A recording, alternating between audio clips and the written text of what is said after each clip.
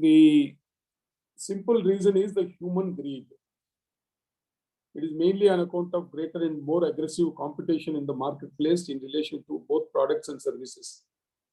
Large corporates today have unprecedented aggression from their competitors, more particularly the competitors who are willing to somehow run the business by cutting in expenses on R&D, giving a go-by to the quality of products, cutting corners, and providing customer service or lack of it, and their interests. Simply put, exploitation of the stakeholders at every opportunity. The discipline of, one other reason is the discipline of requirement of declaring the quarterly earnings and the anxiety of the corporates showing high returns in shorter terms, that is quarter to quarter. Obviously, this is related to listed companies on stock exchanges. Then higher executive salaries. The greed of top executives to earn more and more by way of commissions and bonuses. Of course, which is permissible, not exploitation, but earning of bonus and commissions under the various laws of the country. But the question is the cooking of the books. Likewise, the fast-changing globalization of businesses, which the globalization demands investments of the requirement of inducing fresh capital and difficulties of raising the same in a quickest possible time to enable to meet the challenges of globalization. These are all few which come to my mind. The greed of individual stakeholders, as I said earlier, who are at the helm of the corporates, and obnoxious impatience of the same to get rich in the shortest possible time. To put it on simple words, on today's internet is to get rich quickly is the motto of every individual, and they find it easy to achieve the same through enterprises. You all know that there are a large number of breach of ethics. To note few, in US, earlier it started off with regard to the car manufacturing, defects in car manufacturing, and non-reporting of the same to the detriment of the public. Thereafter, in 2008, the Siemens were found, the company Siemens, which was a very famous German company originally, found in their involvement in global web of corruption and payoffs. And then in Mexico operations of Walmart, with respect to the widespread payment of bribes, large financial companies, the hedge funds selling worthless mortgage bank securities, then large-scale insider trading by hedge funds involving well-known, previously well-known, respected business leaders. I don't need to mention about the Enron episode, the famous energy company. And then the mother of all is the Lehman Brothers, which is about 150 years old, the financial giant, which has gone down, and also their auditors, Arthur Anderson.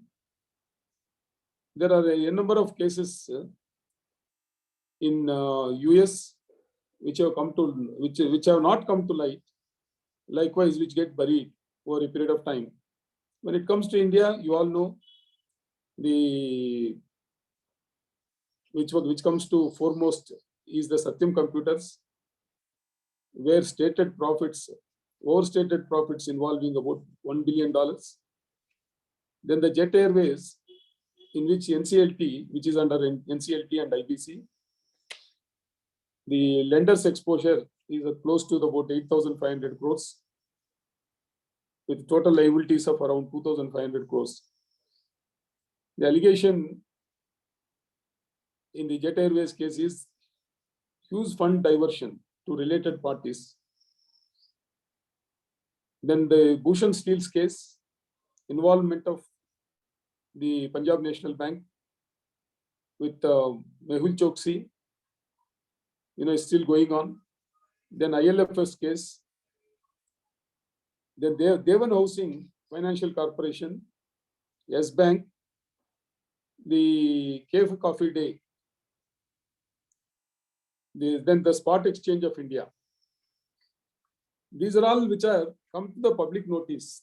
Probably there are a large number which have not come to the public notice. As I mentioned earlier, the whole issue is relating to not the corporates by themselves, but the players in the corporates. Obviously, the people who yield the power, either it will be board level or the accountants and the financial, the people who control the finance. Ultimate aim being to generate profits. Then these individuals face a dilemma. What is the dilemma? Whether they report or not report. If I report, what will happen to me? Likewise, what will happen to the company?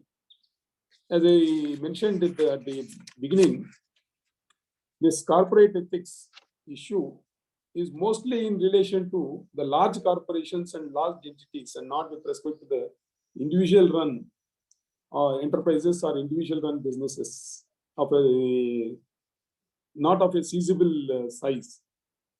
In a smaller scale, it doesn't much affect. It may affect an individual or few, but when it comes to the large corporates, the impact is enormous.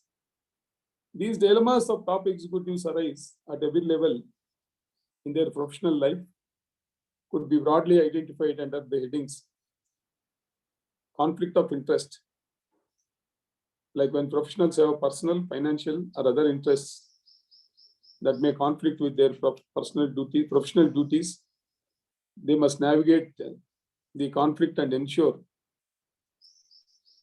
their decisions are not influenced by their personal interests. Then confidentiality. Professionals may be entrusted with sensitive information that they must keep confidential. However, they may also face situations where disclosing information may be necessary for the greater good. This is important. This is what has happened in Satyam Computers case, or probably is happening in large number of cases, either it in Mehul Choksi or PNB case, ILFS, KF Coffee Day. After all, the MD or the chairman of the company alone could not have done everything needed to ensure their what is being done surreptitiously not getting the noticed or not getting into the public domain without there being the accomplice. In Telugu we call it as Todu Dongalu. Then misuse of resources. Professionals are required to use their resources such as time, money, and technology, and appropriately, in appropriate manner and in a responsible manner. They face this dilemma when they have access to resources that can be misused to the personal gain or to the benefit of others at the expense of their organizations or clients. Then they have a duty to report. Again, the conflict. When professionals become aware of the unethical or illegal behavior, they must decide whether to report it or remain silent. Reporting may put them at risk of retaliation or damage their relationship with the colleagues or clients. Fairness and discrimination. Professionals must also ensure that they treat all individuals fairly and avoid discrimination based on factors such as race, gender, religion, or sexual orientation. They may face dilemmas when their organization policies or practices are discriminatory, or when they observe the unfair treatment of colleagues or clients. Responsibility for greater good, that's the one thing which they need to keep always in mind. Then how do we meet these challenges is the question which we need to ask ourselves. And what I gather from the knowledge provided, quote unquote, from the internet is creating a code of conduct and making a mission statement of organization clearly and defining the same, and then putting it on to the knowledge of one and all. Then conducting an individual entities and perform regular audits to confirm whether the stakeholder is adhering to and implementing the stated ethical practices, and take steps immediately when there is a breach. Then constant education and awareness creation. This is necessary to help individuals face their dilemmas faced by them effectively. They also need to help individuals to understand the complexities of the issues and potential consequences of their actions, oblique inactions. Then creating awareness campaigns. These certainly help in promoting ethical conduct and social responsibilities. Then the constant dialogue and collaboration. Ensure building consensus about the complex issues which could avoid the scope of from deviating from the set norms. Then use of technology and innovation. Establishing a whistleblowing system. Implementation of training programs. These are all the broader aspects which I venture to mention. Honestly speaking, I am really not fully qualified to speak about this august body of the fraud examiners who have been formally trained and well trained, I should say. And they have the both technical expertise as well as the training which is required.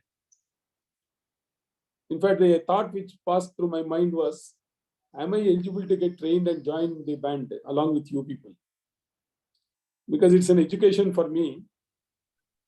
See, working as a lawyer was different for me. Then working as a judge, the focus was only disposing of the cases in front of you, not accumulation of knowledge.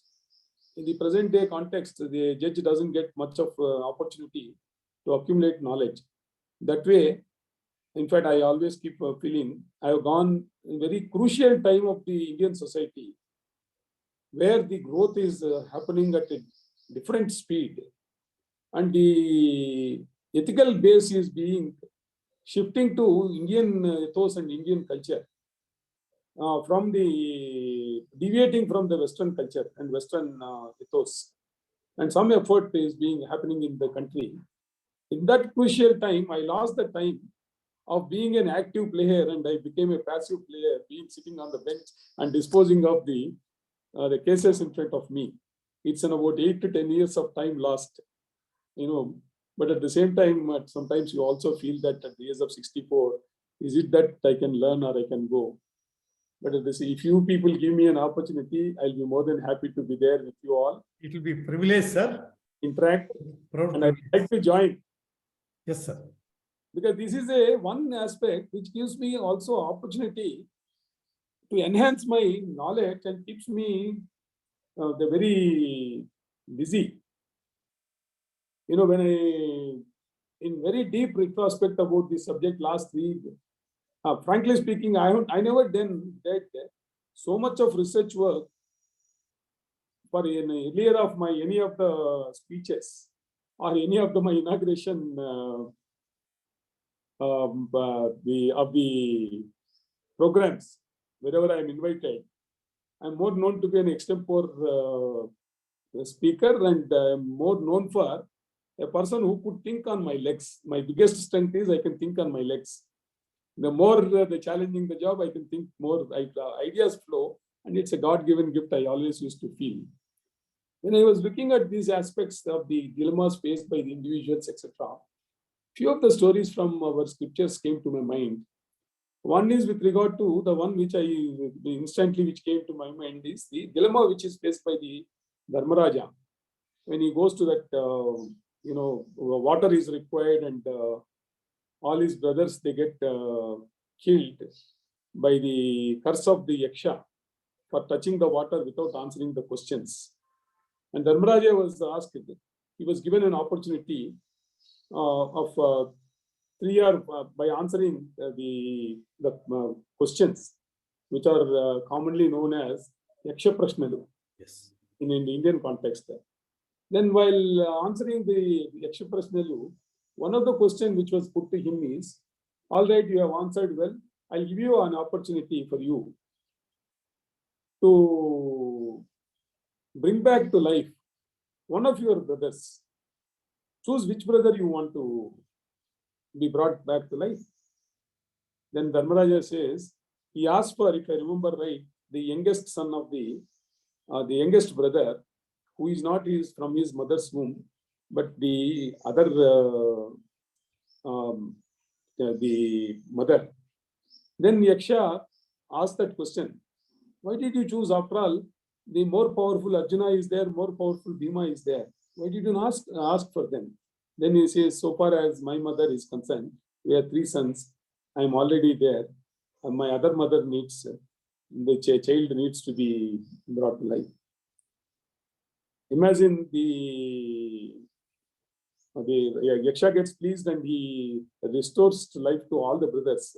It's different. But the righteousness with which that issue gets the attention. And question is whether the individuals of today have that kind of righteousness. Likewise, in Ramayana, the story goes that Ravana is known to be the most scholarly man. And the one, he is so scholarly that when he was asked to set the muhurtam for this war between Rama and Ravana, the advice given to Rama was that the best person who can fix the muhurtam was the Ravana Brahma. And then an emissary was sent to Ravana Brahma asking for fixing the muhurtam, knowing that his enemy is going to win. Ravana Brahma fixes the muhurtam for the war, which ultimately he knows that this muhurtam, if I fix at this muhurtam, that would be to my life, danger to my life. But yet he does. What does this tell? The commitment to the duty, the integrity.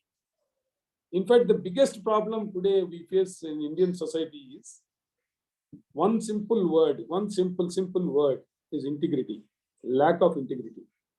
All these issues of the corporate frauds or individual frauds in the society, the lack of integrity and lack of commitment and lack of belongingness and lack of commitment to one's own society, without realizing our existence in this society is very, very finite.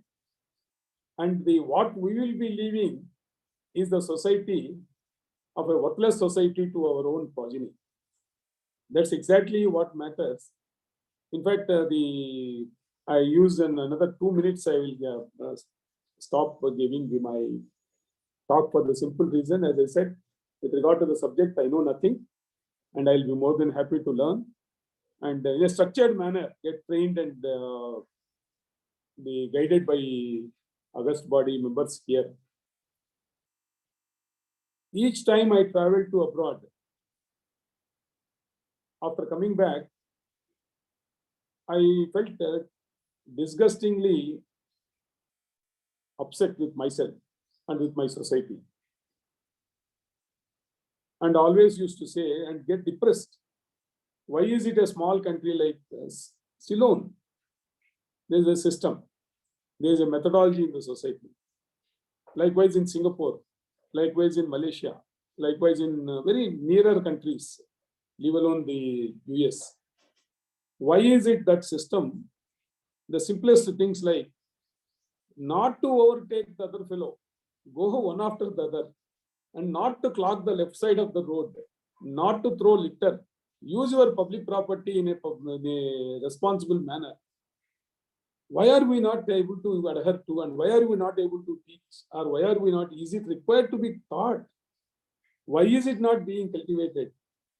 If we start compromising for a smallest thing like not wanting to follow the traffic signal and not wanting to go after the person who is before us and just maintain that little distance and not wanting to rush without knowing why we are rushing on the road, not wanting to overtake without realizing that in a 5 kilometers travel, you hardly save about 3 minutes or 5 minutes, or you may be ahead in 2-3 minutes. If we are not able to adhere to, and if we are not able to cultivate our society to adhere to these small things, I do not have any hope for this country, and I do not have any hope for the next generation of my country.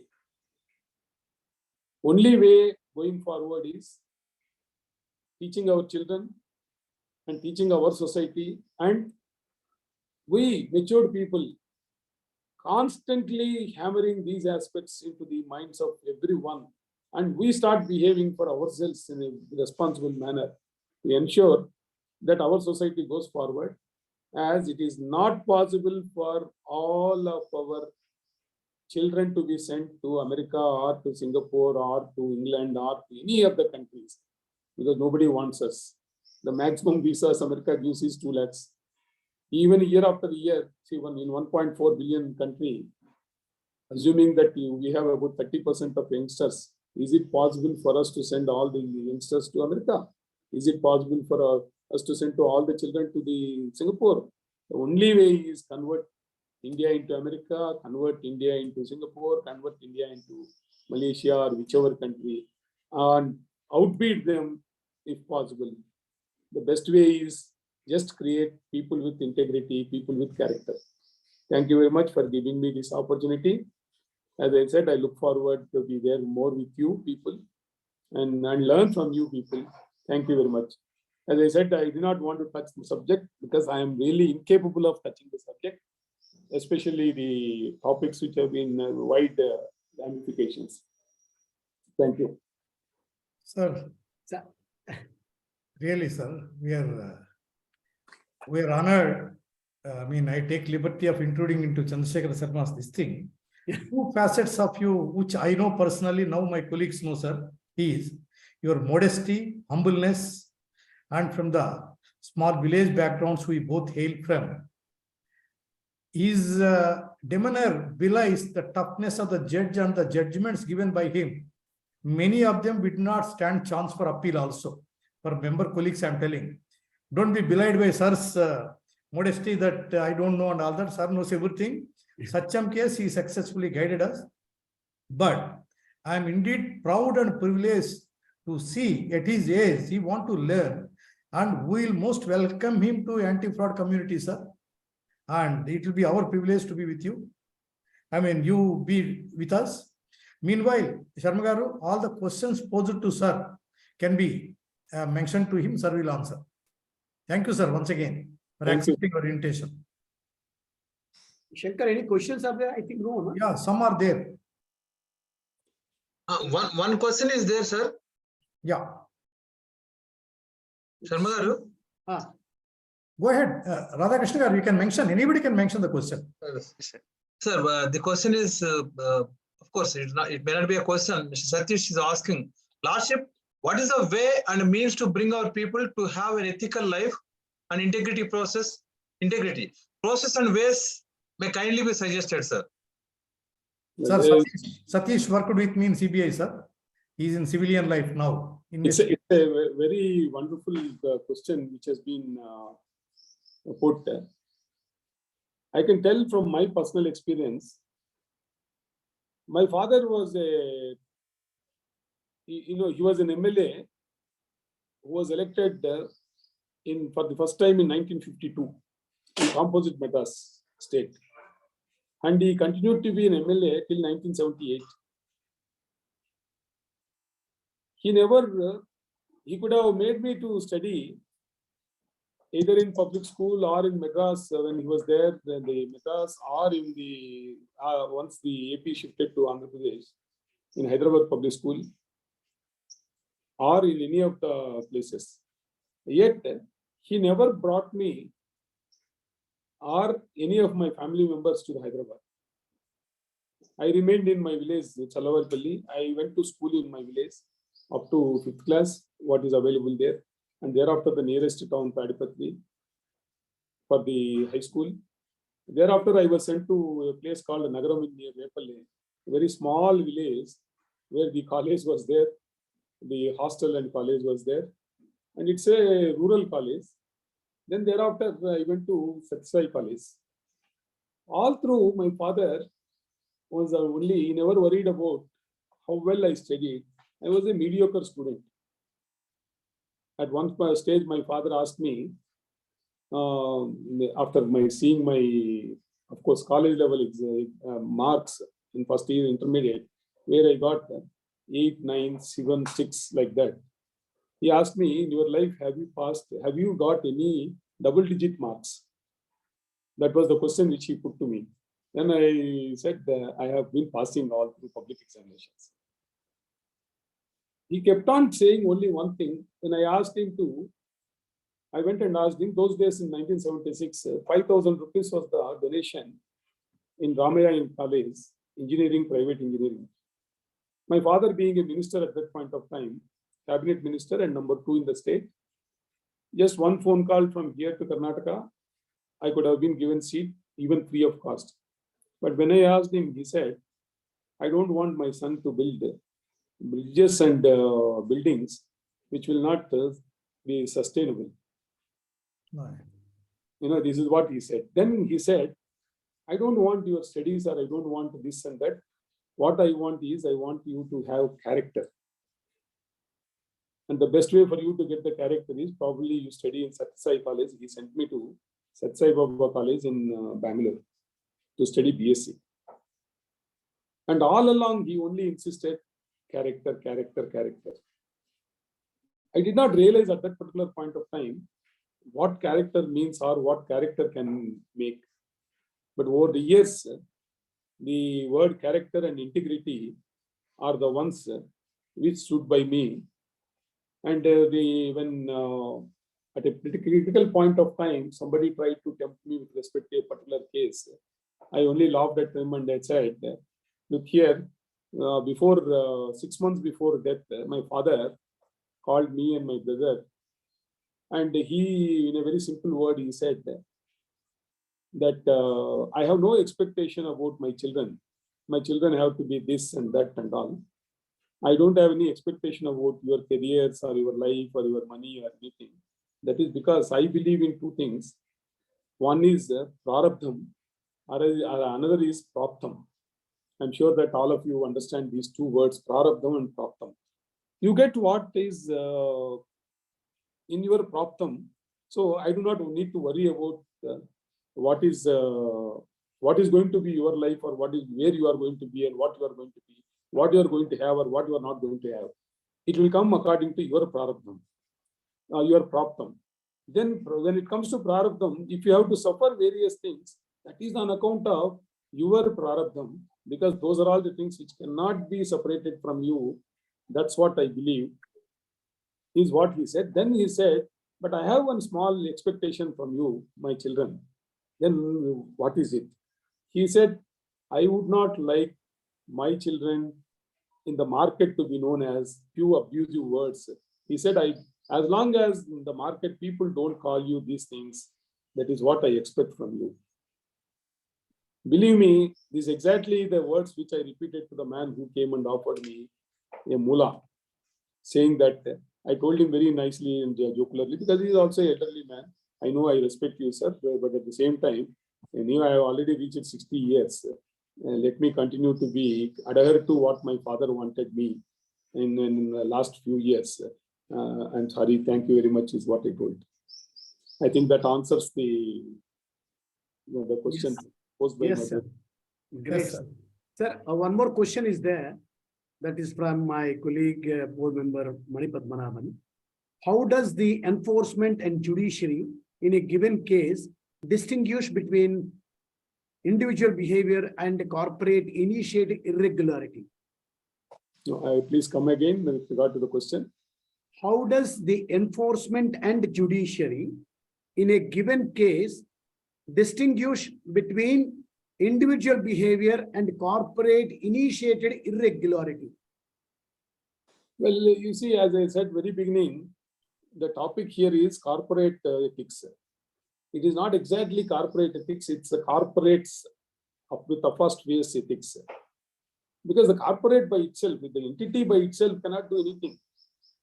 It is the players in the entity who are responsible and who are the ones who have to guide or who do either they are the ones who act in this thing.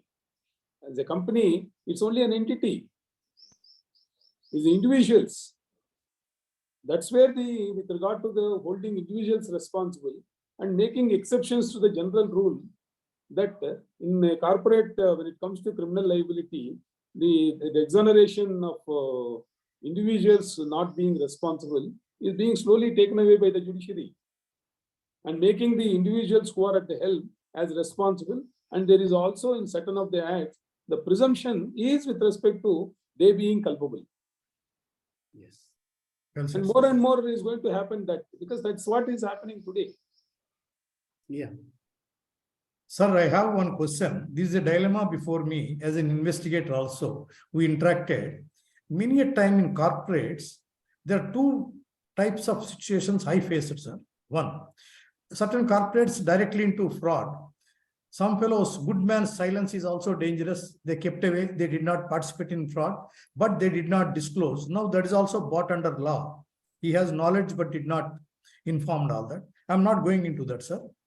My point is, out of 3-4 people, some are in the periphery, some are deeply involved. The periphery fellows did not benefit, but in the balance of job, but we are charge sheeting them in investigation because there is no option before us.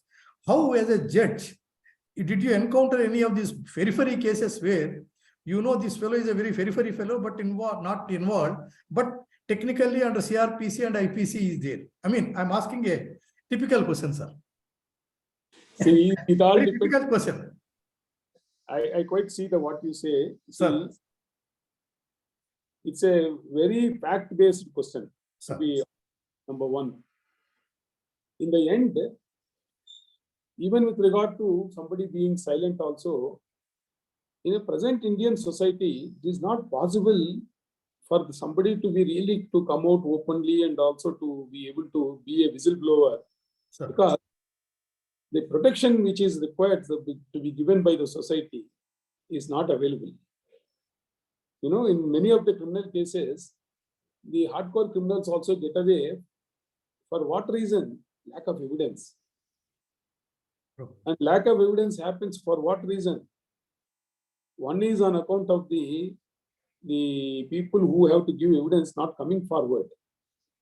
Yes. And then we all have come to accept that, oh, situation is like this in this country. What can we do? What can we do and not wanting to do? Okay. As I said, the simplest thing is when you are traveling on the road, knowing that you cannot go more than 2 inches more or 2 furlongs more, when you try to overtake, what is it? You are putting your self-interest in the priority over the society's norms. And this happens in every small aspect of your behavior. Behaviorally, there is something wrong.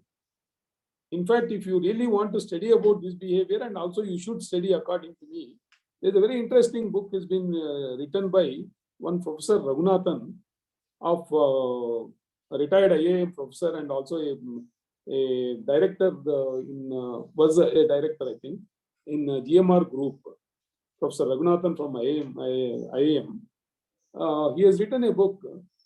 The very nice. Initially, it was supposed to be a satire, and thereafter he revised it in with the latest aspects. The games Indians play. The games Indians play. The games Indians play. Why the Indians behave the way that they behave. And he sets out various aspects of the very smallness. I'm sorry to say this. Sir. cheap way in Indian behaves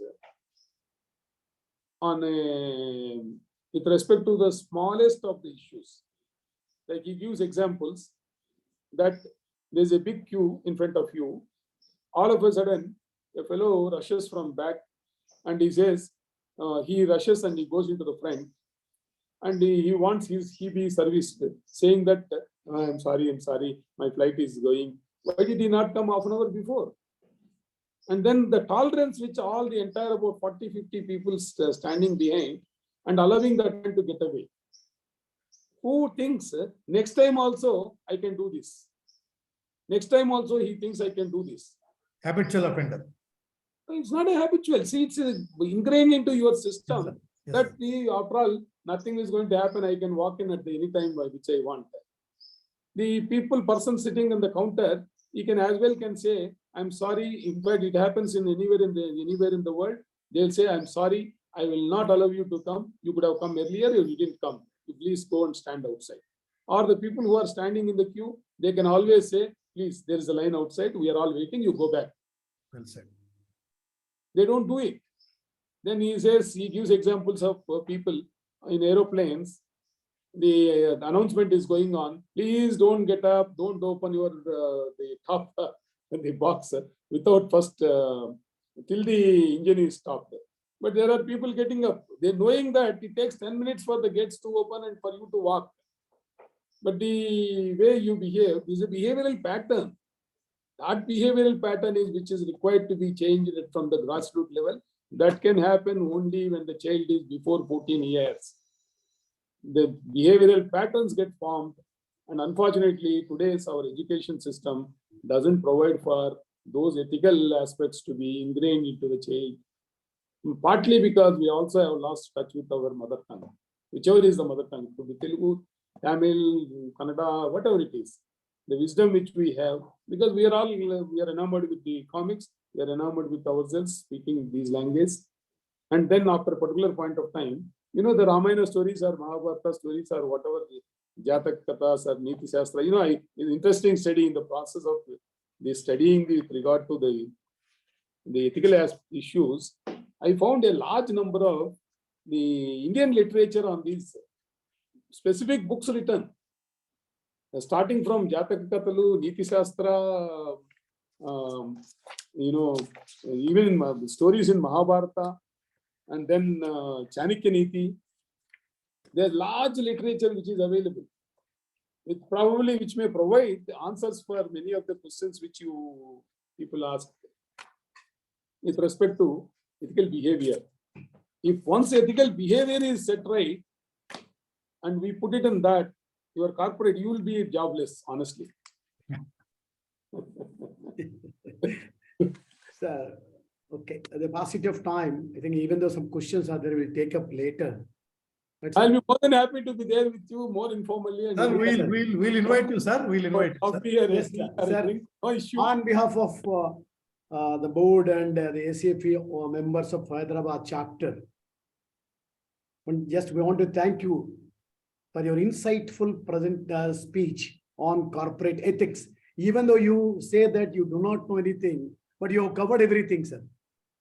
Thank you. Thank Given you. wonderful examples, what we have seen, that you have linked Mahabharata and Ramayana to the corporate ethics, which is very, very important for us, sir. There is no big subject or anything where you have to cover these aspects into, only they'll come in books, but the experience and exposure what you have, that is actually insightful to us.